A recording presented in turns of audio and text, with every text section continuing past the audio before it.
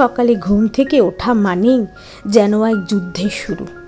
হাজব্যান্ডের অফিস, সংসার, পড়াশোনা, সন্তান, দায়িত্ব, প্রত্যাশা, একের পর এক কাজের ভিড়ে নিজের জন্য সময় খুঁজে পাওয়া যেন স্বপ্নের মতো হয়ে গেছে।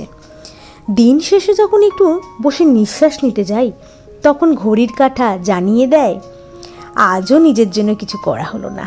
কিন্তু সত্যিটা হলো, নিজের জন্য একটু সময় বের করা বিলাসিতা নয়, কারণ আমরা সবাই মানুষ, মেশিন নই।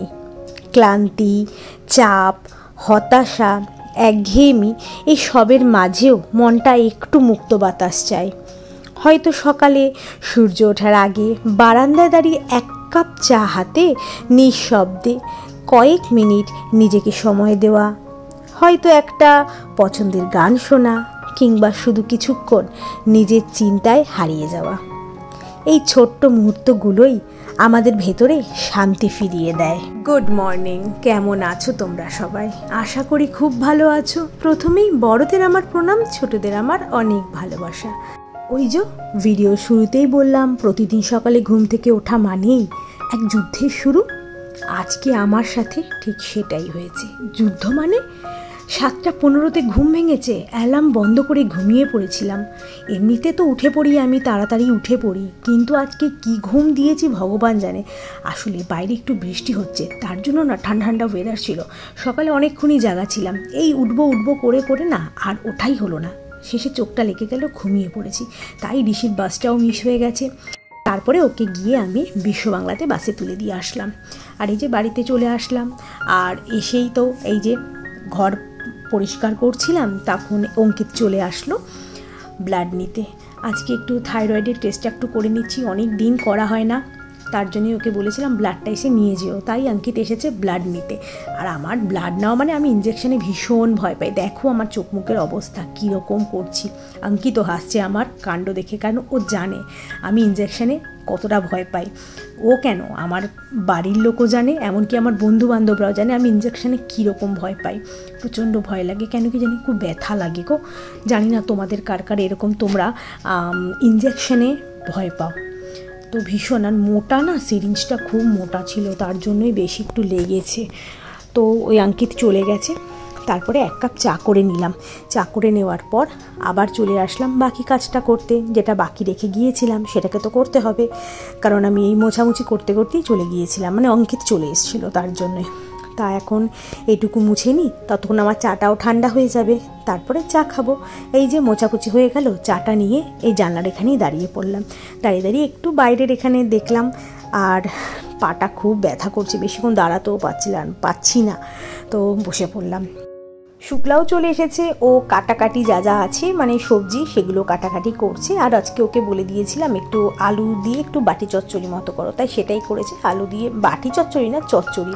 আর এখানে সেদিনই ছোটো ছোটো চিংড়ি মাছগুলো নিয়েছিলাম বাড়ি থেকে, তো ওই লাউ চিংড়ি করা হচ্ছে, আর এদিকে হচ্ছে রুটি হচ্ছে, আর ওইদিকে হচ্ছে কাটা আছে দেখো ঝুড়িতে আলু আর ফুলকপি, ওগুলোকে দিয়ে আর এই বড়ি দিয়ে কাতলা মাছের ঝোল হবে। এই বড়িগুলো খেতে এত টেস্টি, এগুলো কৌশিক নিয়ে আসে ডানকুনি থেকে।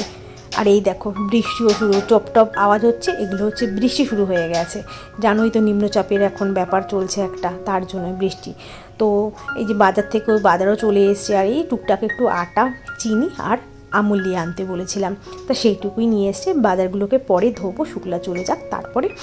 আর এই টবগুলোকে সরিয়ে সরিয়ে আজকে একটু পরিষ্কার করতে হবে, কারণ ওই গাছের পাতাগুলো পড়ে পড়ে না ওই জায়গাটা ভীষণ নোংরা হয়ে গেছে। তারপরে মাটিও পড়ে, জল ঠল দিই, তারপরে এখন তো বৃষ্টি হচ্ছে, বৃষ্টি মানেই তো জল পড়বে মাটির ওপর, মাটি পড়ে ছাদ কাদা কাদা হয়ে থাকে, তার জন্যই শুক্লা তো এইগুলো সরিয়ে সরিয়ে আর করবে না, ওপর ওপর করে দিয়ে চলে যায়। তাই আমি এই দিকটা আজকে টবগুলোকে সরিয়ে সরিয়ে ভালো করে ঝাড়ু দিয়ে দিচ্ছি, তারপরে শুক্লা ভালো করে ছাদটাকে ধুয়ে দিয়ে যাবে।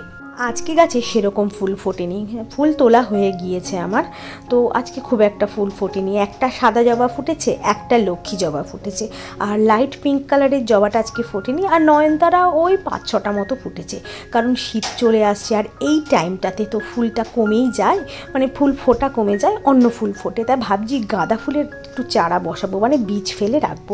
আর এইখানে দেখছো না, এই বাটিটাকে বারবার আমাকে তুলতে হচ্ছে আর নামাতে হচ্ছে, কারণ এখানে ওই যে ঋষি আগের ভিডিওতে বলেছিলাম ঋষি পায়রাদের মানে পাখিদের জল দিচ্ছে, শালিক পাখিও আসে, কাক আসে, পায়রা আসে, ওদের জন্য জল রেখে দিয়েছে। তাই ওই জলটার ওপরে ঝাঁটার জলগুলো পড়বে বলে ওটাকে তুলে রেখেছিলাম। আর এই যে সবজি বাজারগুলো এবার ধুয়ে নিলাম। সবজি বাজারও আজকে বেশি কিছু আনিনি, একটা ক্যাপসিকাম আনতে বলেছিলাম, উচ্ছে আর কতগুলো ঢ্যাঁড়স নিয়ে এসছে। এই সবজিটা আমার সব থেকে অপছন্দের একটা সবজি হচ্ছে ঢ্যাঁড়স। আর এনেছে টমেটো আর ধনেপাতা। আর এদিকে চালটাকেও ভিজিয়ে দিলাম, কারণ চালটা একটু ভিজিয়ে দিলে না ভাতগুলো বেশ ভালো হয় আর তাড়াতাড়ি হয়, তার জন্য চালটাকেও ভিজিয়ে দিলাম।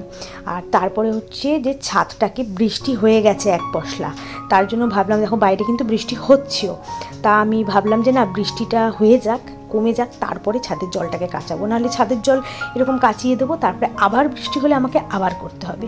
সেটাই হলো, কাচিয়ে দিলাম, আবার এই দেখো বৃষ্টি নেমে গেছে। এবার তো অল্প অল্প দেখছো, এরপরে মুষলধারে বৃষ্টি নেমে গেছে। এই দেখো কেমন চারপাশ সাদা হয়ে গেছে। ওই যে নিম্নচাপের কারণে এই বৃষ্টিটা হচ্ছে। তবে ভীষণ গরম ছিল সকাল থেকে, আজকে বৃষ্টিটা হওয়ার পর না একটু ঠান্ডা হয়েছে।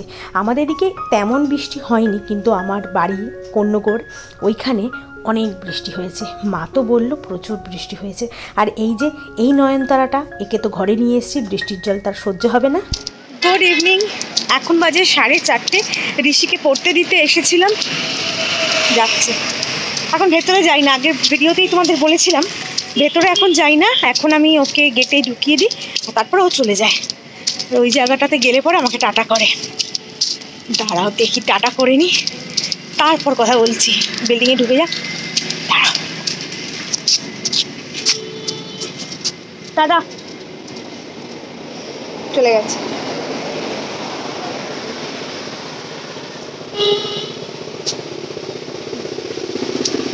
পড়তে চলে গেলো, এখন পড়ে ফিরতে ফিরতে ওই 6:30 পৌনে 7টা হবে।